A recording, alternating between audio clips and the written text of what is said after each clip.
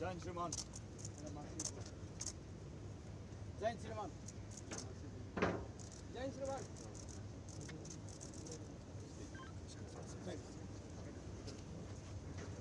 I now request the audience to pay attention to the LED screen as we present to you the journey of Sandhara. This is a tale showcasing the ship's journey from blueprint to survey, a tale encapsulating the transformation from wire and steel to Sandhara.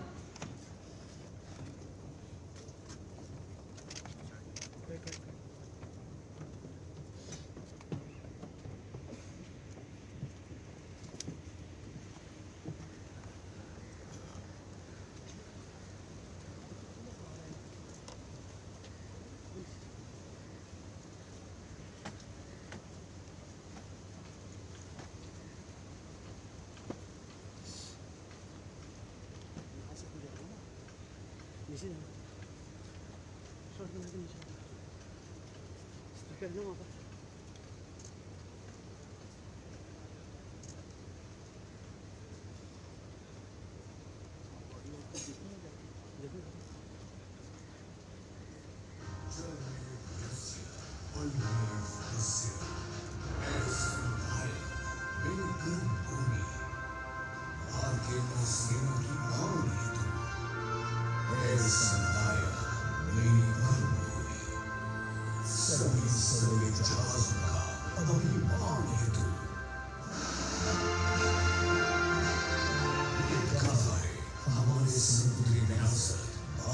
सबसे पुराने सर्वेक्षण जहाज INS संधायक की, जिसका जन्म हुआ 26 फरवरी सन 1981 में।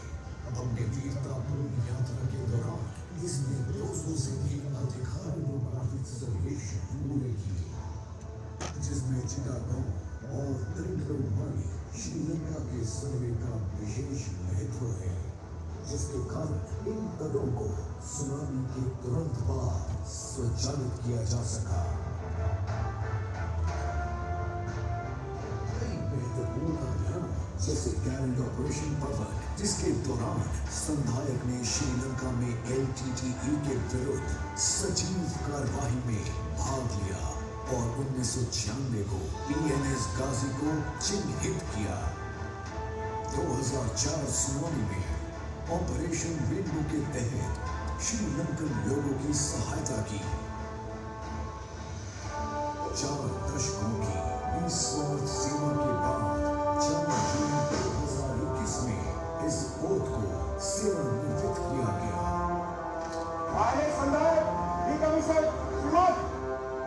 जहाज सदैव अमर रहता है।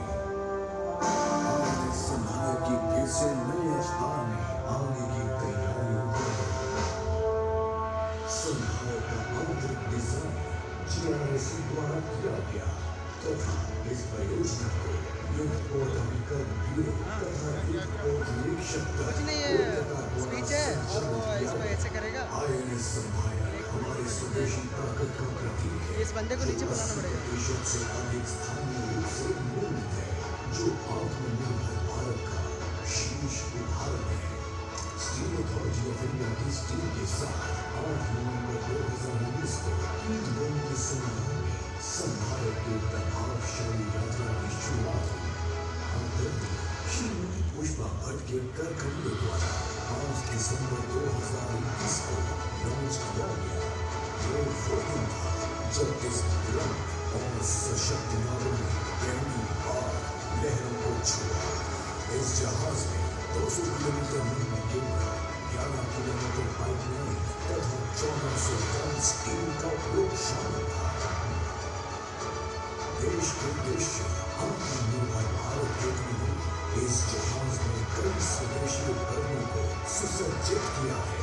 संधायक सेल का गठन 20 फरवरी 2023 को हुआ। एक प्रतिबद्ध कप्तान के नेतृत्व में इस जहाज ने सारे परीक्षणों को सफलतापूर्वक पूरा किया। कॉन्ट्रैक्टर समुद्री परीक्षण के दौरान जहाज ने पहली बार एंकरिंग किया और 18 विभिन्न 5 नौसेना प्रभावशाली शीर्ष गति को प्राप्त कर पहले समुद्री प्रशिक्षण को सफल बनाया। डॉक से निकलने के बाद इसने एक बार फिर से गंगा सागर में फुल मशीनरी ट्रायल्स के दौरान कई सारे नेविगेशन तथा मशीन परीक्षणों को आसानी से सफलतापूर्वक पूरा किया, जिसमें जहाज की जान, शक्तिशाली सर्वो मोटर बोट्स का भी परीक्षण किया गया। दुनिया के सर्वश्रेष्ठ हाइड्रोग्राफिक सूट से सुसज्जित, जिसमें ऑटोनोमस अंडर वाटर व्हीकल तथा remotely operated under water vehicle उन्नत सोनार तकनीक के साथ INS संभावित समुद्र के किनारों को नापने के लिए तैयार है। जरूरत पड़ने पर ये एक अस्पताल जहाज की तरह भी काम कर सकता है। मशीन से ज्यादा मशीन के पीछे का व्यक्ति महत्वपूर्ण है। प्रत्येक योद्धा ने गहन प्रशिक्षण के द्वारा तकनीकी उपकरण के साथ प्राथमिक चिकित्सा, सुरक्षा नियमों तथा शक्ति नियंत्रण उपायों में कौशलता हासिल की। संधारित टीम का निर्माण करिया जहाज के साथ साथ काम करने के अलावा मैदान में भी बखूबी किया।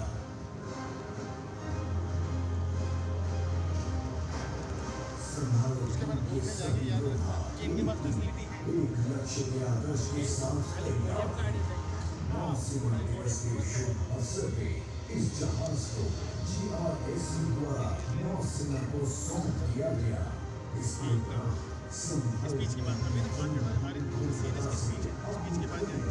विशाखापट्टनम का सफल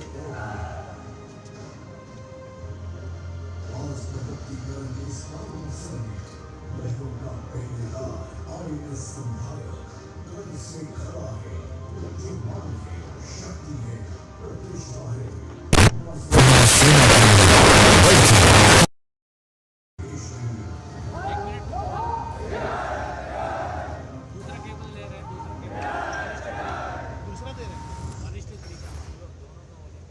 मैं दे तो रहा हूँ आपको। अब मैं GRSC के अध्यक्ष एवं प्रबंध निर्देशक रिटायर्ड से अनुरोध करती हूँ कि वे सभा को संबोधित करें।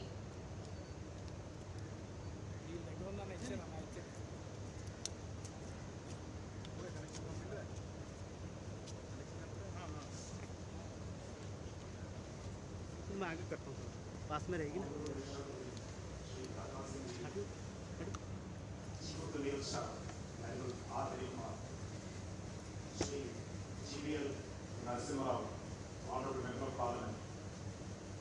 Commander-in-Chief, East Naval Command, Vice Admiral Rajesh Petarkar, Director General, Naval Project, Visakhapatnam, Vice Admiral G. Srinivasan, Chief of Personnel, Indian Navy, Vice Admiral K.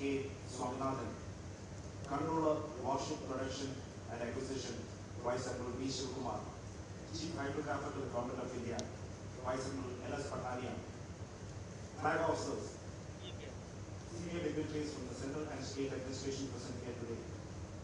Commanding Officer Designate Sandai, Captain Rennie Thomas, friends of the media, ladies and gentlemen. It is with a sense of immense pride that I stand in front of you today as we are about to witness the commissioning of the first survey vessel large, Sandai, the 109th warship delivered by my shipyard, Garden Reach Shipbuilders and Engineers, and the 71st warship to be delivered by us to the Indian Navy.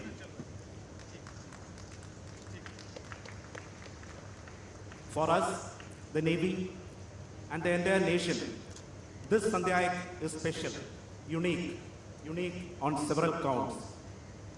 She is the reincarnation of another Sandai, the first indigenous survey vessel of our nation, again built by GRSC. That ship was commissioned on 26th of February 1981, and after having rendered human service to the nation for over 40 years, she was decommissioned in 2021.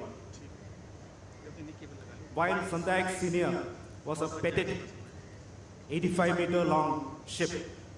She is a sleek beauty, 110 meters long, the largest survey vessel of our nation, and packed with state-of-the-art hydrographic equipment. You may appreciate that the pre-launch construction of the ship was undertaken during the peak of the COVID pandemic, and the several challenges faced, including the cascading effects on the supply chain. We have overcome, and we are proud to have delivered the ship on yet another special day, December 4th, 2023, in the Navy Day.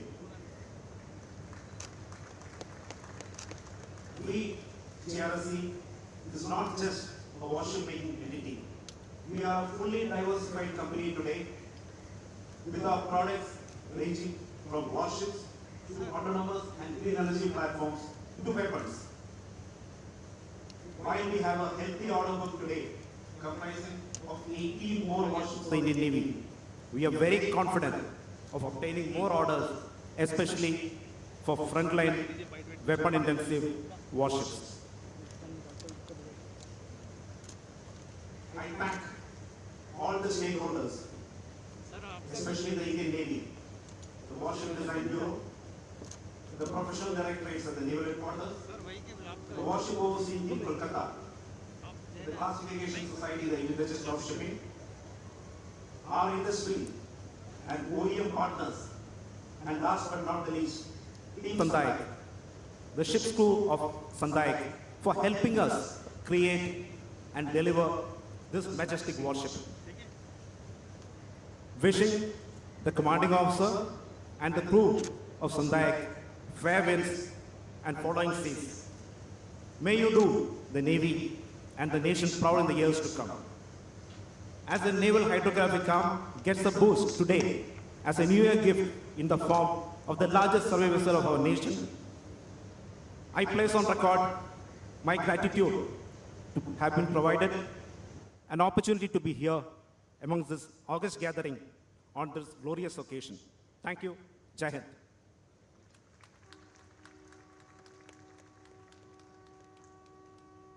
अब मैं नौसेना प्रमुख admiral R Hari Kumar से अनुरोध करती हूँ कि वे सभा को संबोधित करें।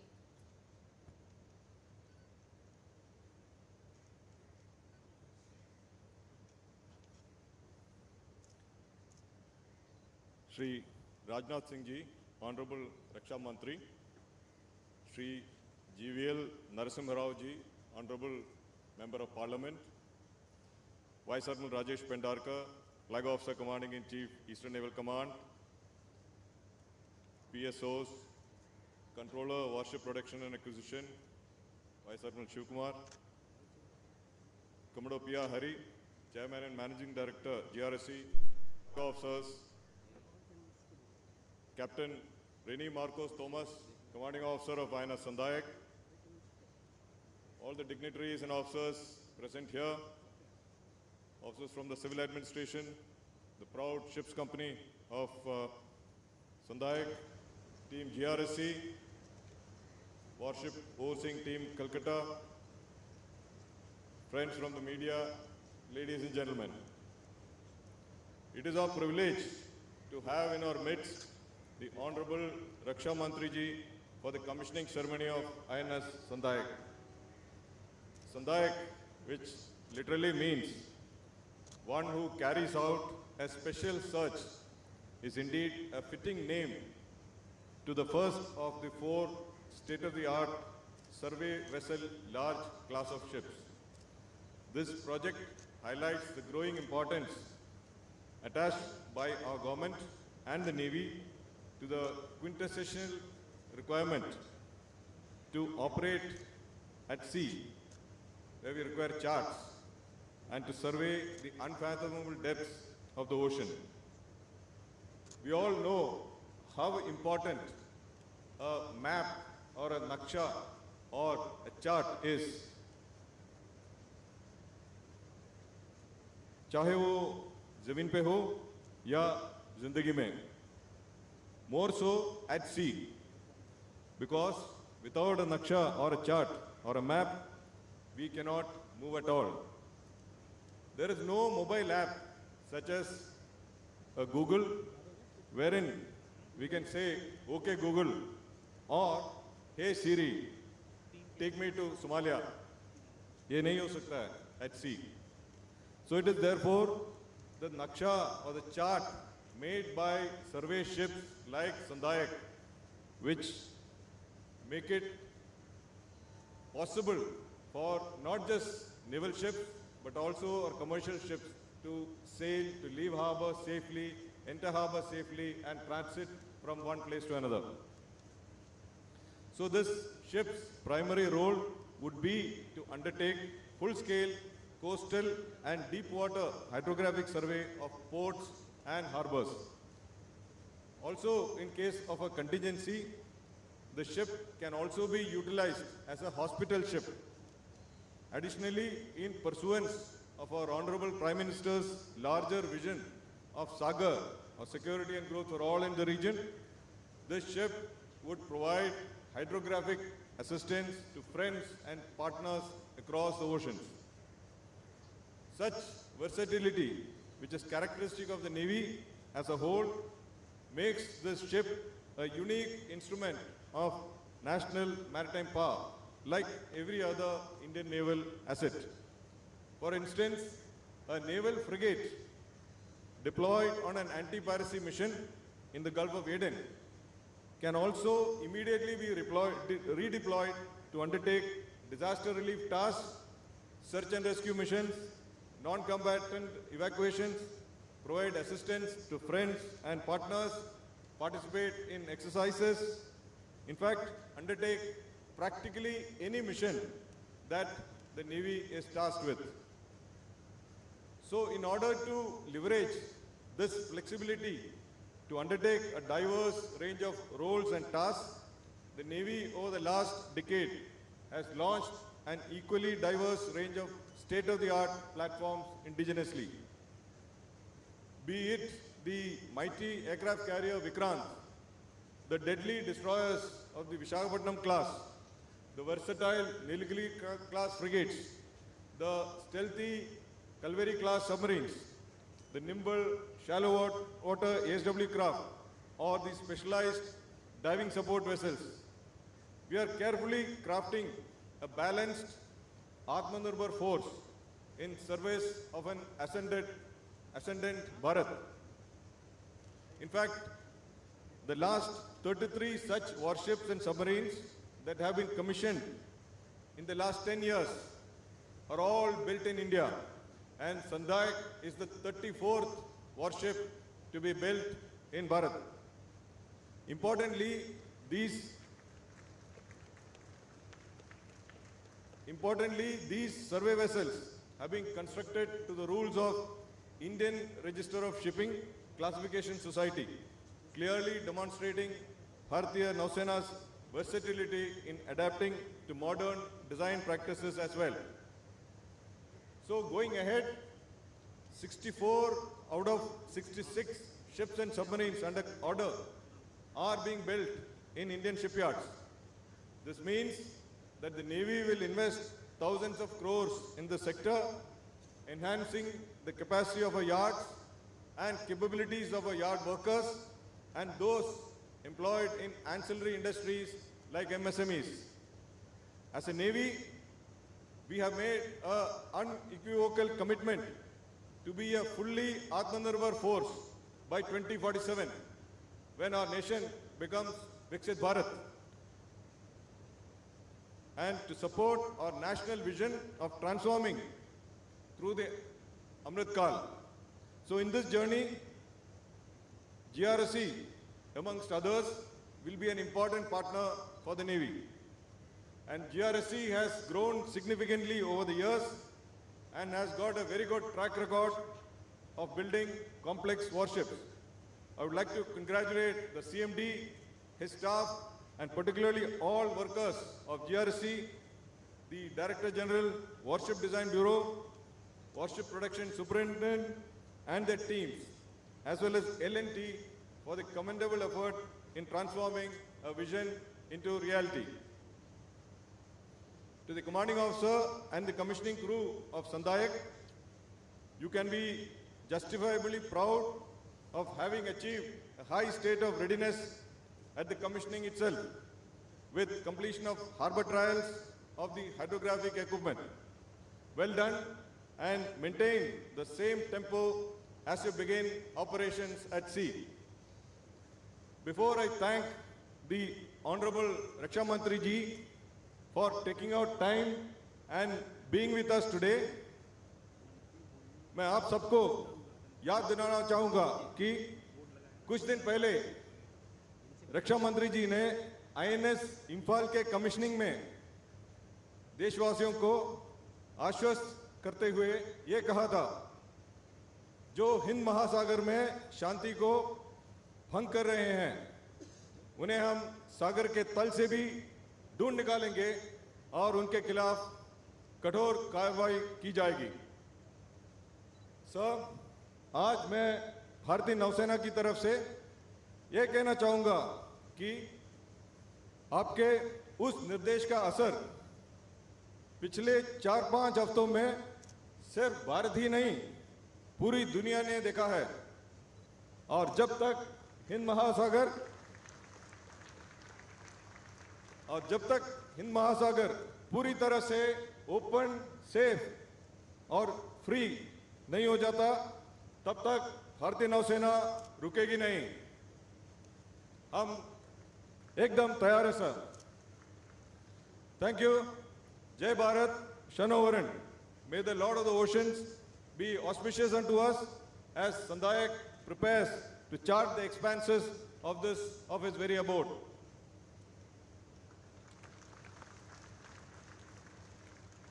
अब वो पावन घड़ी आ गई है जब संधायक के नामित कमान अधिकारी कैप्टन आर.एम. थॉमस द्वारा विधिवत रूप से कमिश्निंग वारंट पढ़ा जाएगा।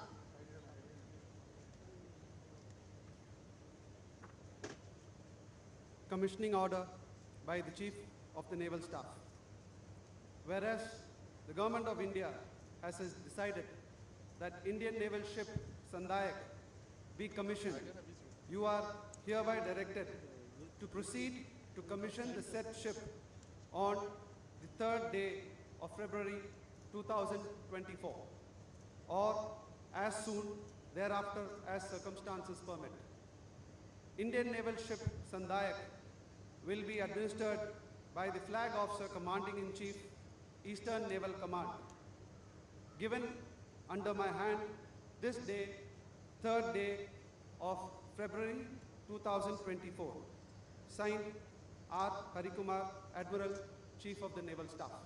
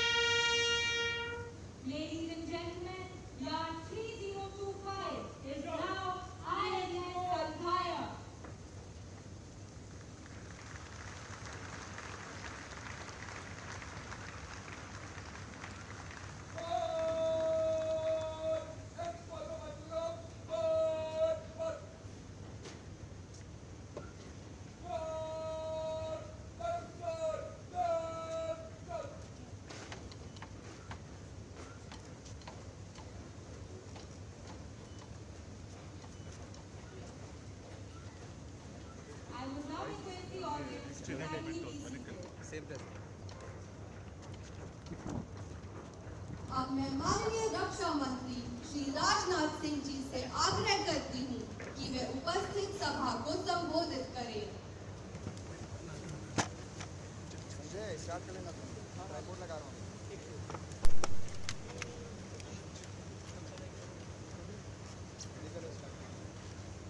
Chief of Naval Staff, Admiral R. Harikumar, Member of Parliament in Rajya Sabha Sri GVL Narasimha Rao, Vice Admiral Rajesh Pendharkar, FOC Stud Naval Command, Commodore P.R. Hari, Chairman and Managing Director, Garden Reach Shipbuilders and Engineers, ministry of defence और Indian navy के सारे senior officials, मेरे media के मित्रों, देवियों व सज्जनों, आज इस विशाखापट्टनम में सर्वे वेजल लार्ज क्लास के पोतों में सबसे पहले पोत INS संधायक की कमीशनिंग समारोह में आप सबके बीच उपस्थित होकर मुझे बेहद खुशी है। साथियों, भारतीय नौसेना के लिए आज का दिन हिस्टोरिकल है। INS संधायक का हमारी नौसेना में शामिल होना निश्चित रूप से हमारी नौसेना की इस पूरे क्षेत्र में शांति व सुरक्षा को बनाए रखने में सहायता करेगा। मैं भारतीय नौसेना को INS संधायक प्राप्त होने पर हार्दिक बधाई देता हूं।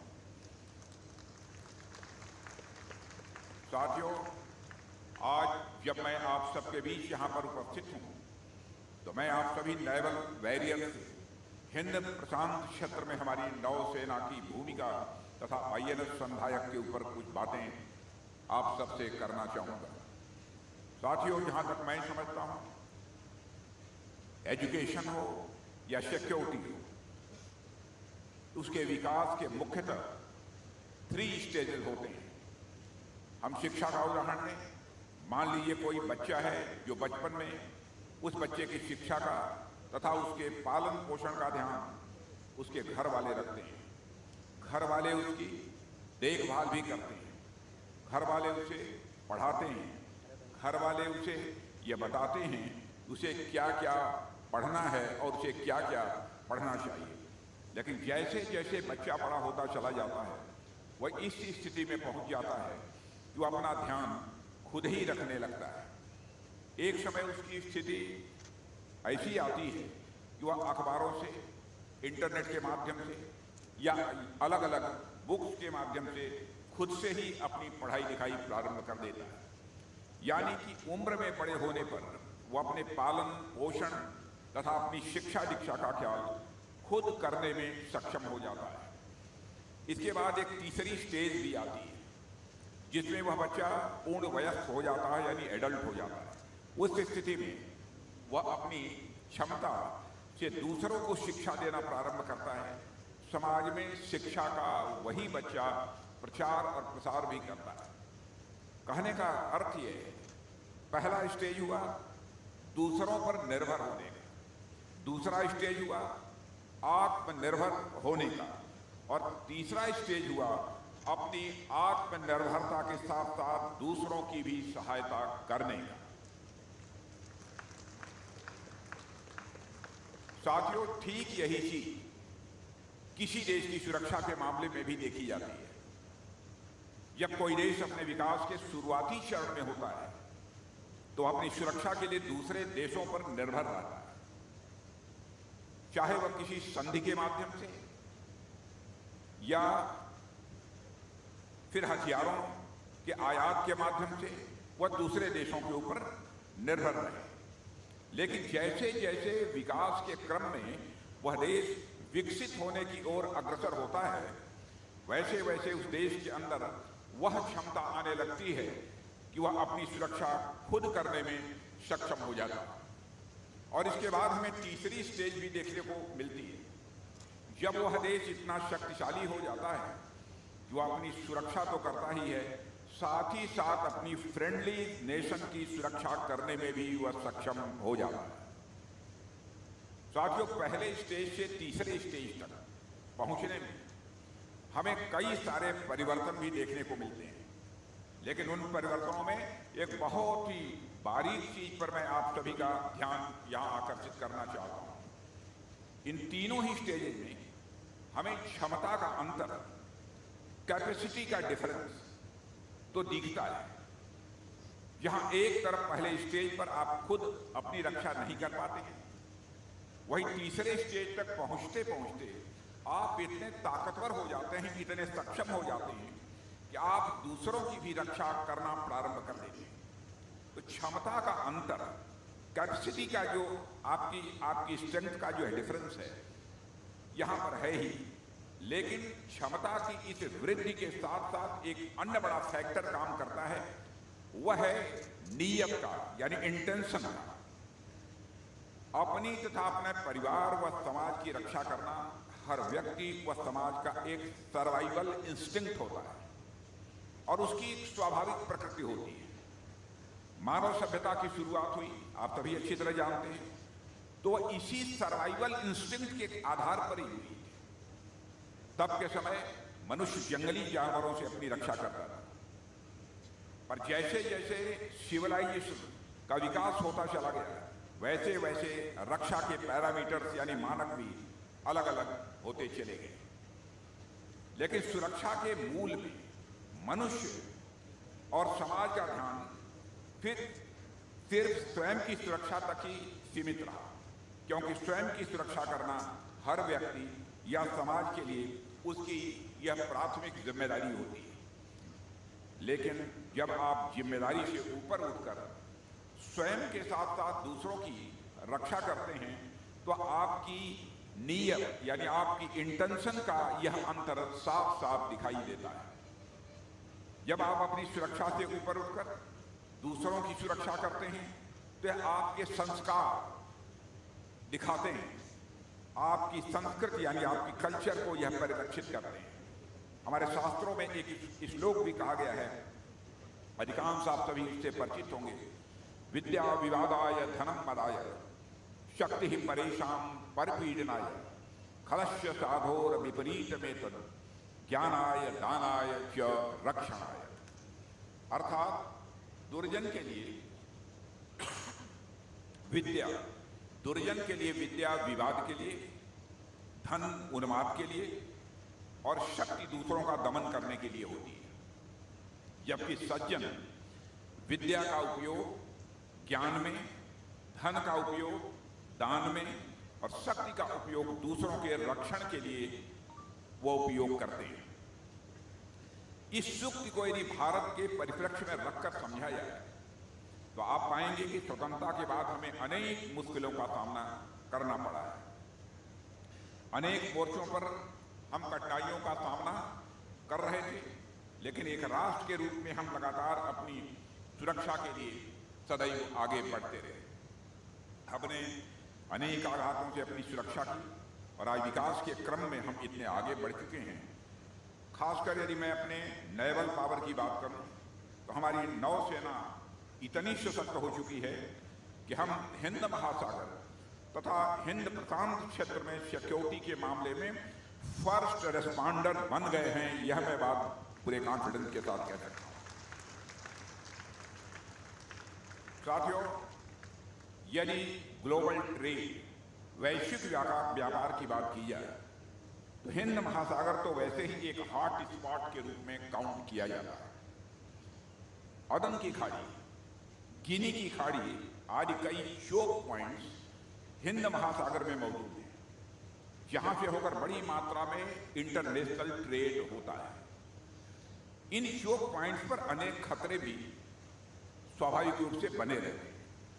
बीते दिनों आप जानते हैं कि किस प्रकार से समुद्री लुटेरों ने अरब सागर में हमारे कोस्ट से लगभग 2000 किलोमीटर दूर यमवी लीला नॉर्फॉक नामक एक जहाज को हाईजैक करने का प्रयास किया, लेकिन भारतीय नौसेना ने अपनी सूझबूझ व साहस का परिचय देते हुए उस जहाज को लुटेरों के चंगुल से सुरक्षित बाहर निकालने में कामयाबी हासिल की। अभी हाल ही में INS इंफाल की कमीशनिंग सेरेमनी थी, उसमें मैंने कहा था जो लोग नेफेरियस यानी नापाक एक्टिविटीज, नापाक गतिविधियां, नेफेरियस एक्टिविटीज कर रहे हैं, उन्हें हम सागर के तल से भी ढूंढ निकालेंगे और कठोर कार्रवाई करेंगे। उस बात को आज मैं फिर से दोहराता हूं, समुद्र में चोरी, डकैती और तस्करी से जुड़े लोगों को किसी भी सूरत में बर्दाश्त नहीं किया जाएगा। यह नए भारत का एक प्रण है। साथियों, ऐसे अनेक अवसर इंडियन ओशन यानी हिंद महासागर क्षेत्र में आते रहते हैं जब हमारी नौसेना द्वारा सिर्फ भारतीय जहाजों की ही नहीं बल्कि विदेशी जहाजों की सुरक्षा का भी उदाहरण सामने आता है। एक तरह से यह हम सबके लिए बहुत ही गर्व का विषय है कि हिंद महासागर क्षेत्र में हमारी नौसेना की वजह से न सिर्फ सुरक्षित व्यापार यानी सिक्योर ट्रेड संभव हो पा रहा है, बल्कि इस पूरे रीजन में पीस एंड प्रॉस्पेरिटी को भी स्वाभाविक रूप से बढ़ावा मिल रहा है। साथियों, आपने अभी बीते सप्ताह की एक और खबर पर भी ध्यान दिया हो, जब अदन की खाड़ी में एक ब्रिटिश जहाज ड्रोन हमले का शिकार हुआ और उस जहाज में रखे हुए तेल के टैंकर में आग लग गई। इस घटना के तुरंत बाद उस जहाज ने इमरजेंसी कॉल की और उस कॉल का जवाब देते हुए हमारी भारतीय नौसेना ने जिस तरह से आग को बुझाने में सफलता हासिल की है, उसकी पूरी दुनिया में तारीफ हो रही है। और दुनिया के अनेक जो डिफेंस स्पेशलिस्ट होते हैं, रक्षा विशेषज्ञ होते हैं, इन सबको महाशक्ति के उदय होने की मैं समझता हूं कि इस प्रकार की घटनाएं उसकी पृष्ठभूमि बता रहे हैं। मुझे बताया गया है कि पिछले कुछ दिनों में 5 पायरेसी अटेम्प्ट विफल किए हैं हमारी भारतीय नौसेना ने, और ड्रोन तथा मिसाइल अटैक से प्रभावित 5 शिप्स को भी असिस्ट किया है हमारी नौसेना। लगभग 80 फिशरमैन या मेरीन्स को रेस्क्यू भी किया है। यह हमारी नेवी की ताकत है और साथ ही हमारी नेवी की इंटेंशन है, नियत। मैं अपनी इंडियन नेवी को इसके लिए अपनी तरफ से हार्दिक बधाई देता हूं। साथियों, ये हमारी नियत है यानी हमारा इंटेंशन है, और यही हमारा संस्कार है यानी यही हमारा कल्चर है। इसी की बात मैं आपसे कर रहा हूं। विकास के क्रम में अपनी सुरक्षा के लिए दूसरों पर निर्भर रहने से लेकर दूसरों की सुरक्षा करने तक का जो सफर है, उसमें सबसे बड़ा अंतर इंटेंशन का ही है। सबसे बड़ा अंतर इंटेंशन का ही है। यदि आपकी इंटेंशन अच्छी है, यदि आपकी संस्कृति में, आपकी कल्चर में ऐसे एलिमेंट्स हैं, ऐसे तत्व हैं, तभी जाकर आप दूसरों की सुरक्षा निस्वार्थ भाव से कर सकते हैं। और इस प्रकार के दुनिया के किसी देश की कल्चर में इस प्रकार के एलिमेंट्स मिलेंगे तो केवल और केवल भारत की कल्चर में इस प्रकार के एलिमेंट्स मिलेंगे। और साथियों, और हमें स्वीकार करने में बेहद गर्व होता है कि भारत की संस्कृति ऐसी है जो हम अपनी सुरक्षा के साथ साथ दूसरों की भी सुरक्षा करते हैं।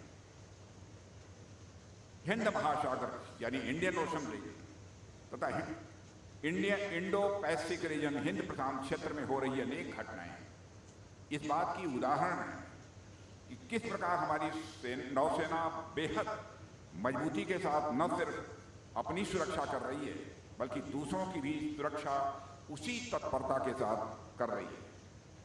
साथियों, हमारी इसी इंटेंशन का ही यह प्रभाव है, हमारी इसी नियत का ही यह प्रभाव है कि हम अपनी बढ़ती शक्ति के साथ साथ सिर्फ इस क्षेत्र से ही नहीं बल्कि पूरी दुनिया से अराजकता को मिटाने के लिए दृढ़ संकल्पित। यह हमारा संकल्प है भारत। हम चाहते हैं freedom of navigation, freedom of trade and commerce बना रहे, दुनिया के अलग अलग देशों के बीच अनपीडेड ट्रेड इंश्योर होता रहे, यह हमारी चाहत है। हमारी बढ़ती शक्ति का उद्देश्य है कि हम रूल्स बेस्ड वर्ल्ड ऑर्डर को इंश्योर करें। हमारी बढ़ती शक्ति का उद्देश्य है कि हम इंडियन ओशन रीजन तथा इंडो पैसिफिक रीजन में इलीगल एंड अनरेगुलेटेड फिशिंग को भी हम रोकें। हमारी नौसेना की बढ़ती शक्ति इस क्षेत्र में नारकोटिक्स व ह्यूमन ट्रैफिकिंग को भी रोक रही है। हमारी नौसेना इस क्षेत्र में न सिर्फ पायरेसी को रोकने के लिए पूरी तरह से कमिटेड है, बल्कि हम इस पूरे क्षेत्र को पीसफुल एंड प्रॉस्परस भी बनाने के लिए पूरी तरह से कमिटेड हैं। यह हमारे इंडियन नेवी का संकल्प है। साथियों, मुझे पूरा विश्वास है कि हमारे इस उद्देश्य की प्राप्ति में INS संधायक, जिसकी आज कमीशनिंग हुई है, वह एक बेहद महत्वपूर्ण भूमिका का निर्वाह करेगा। साथियों, जहां मैं नीयत की बात कर रहा हूं, यानी इंटेंशन की बात कर रहा हूं, तो बहुत सोच समझ कर रहा हूं। इंटेंशन बहुत बड़ी और महत्वपूर्ण चीज है, और साथ ही यह नीयत से यानी डेस्टिनी से बहुत गहराई के साथ जुड़ी हुई है। यानी इंटेंशन और डेस्टिनी दोनों का बहुत ही गहरा संबंध है। जैसे जिसकी जैसी नीयत होगी, यानी जिसकी जैसी इंटेंशन होगी, वैसी ही उसकी डेस्टिनी भी। यह अकारण नहीं है कि हम आज नीयत के शहर, मैं विशाखापट्टनम को आप सभी लोग जानते हैं, इसे नीयत का शहर यानी सिटी ऑफ डेस्टिनी कहते हैं। यह सिटी ऑफ डेस्टिनी विशाखापट्टनम में हमारी इंटेंशन की बात हम यहां पर कर रहे हैं, और हम जिस साफ सुथरी और विश्व शांति की इंटेंट के साथ अपनी नौसेना को मजबूत कर रहे हैं, वह इंटेंशन विश्व शांति के प्रमोटर के रूप में हमारी डेस्टिनी बनेगी, ऐसा मेरा पक्का विश्वास है। साथियों, यदि मैं इस स्पेसिफिकली INS संधायक की बात आप लोगों से करूं, तो हम सब जानते हैं कि यह एक सर्वे वेसल है। इसका मुख्य कार्य इस पूरे रीजन में सर्वे करना होगा। इसका मुख्य उद्देश्य पूरे रीजन को जानना भी होगा। और अब जब जानने की बात आती है, तो आप सबको मालूम है कि हमारी संस्कृति में जानने को और जानने की उत्सुकता को बहुत ही महत्व दिया गया है। जानने को और साथ ही हमारी जानने की, समझने की चीजों को उत्सुकता हो, इसको बहुत महत्व दिया गया है। चाहे खुद को जानना हो, या इस नेचर को जानना हो, इस प्रकृति को जानना हो, ईश्वर को जानना हो, या फिर अपने आसपास बिखरे हुए ज्ञान को जानना हो। हमारी संस्कृति में जानने के जो एलिमेंट्स हैं, जानने के जो तत्व हैं, का हमेशा सम्मान किया गया है। आप जितना अधिक जानते जाएंगे, उतना ही अधिक आप मजबूत होते चले जाएंगे, तथा उतना ही आप विवेकपूर्ण होते जाएंगे, यानी उतना ही आप अधिक रैशनल भी होते जाएंगे। ज्ञान हमारी सबसे बड़ी ताकत है साथियों, आप सभी जानते हैं। Knowledge is power. अगर हमारे पास ज्ञान है तो हमारे पास पावर है। हमारे पास ज्ञान है तो हमारे पास भविष्य की संभावनाएं हैं, और हमारे पास ज्ञान है तो हमारे पास सर्वस्व है, यानी सब कुछ है।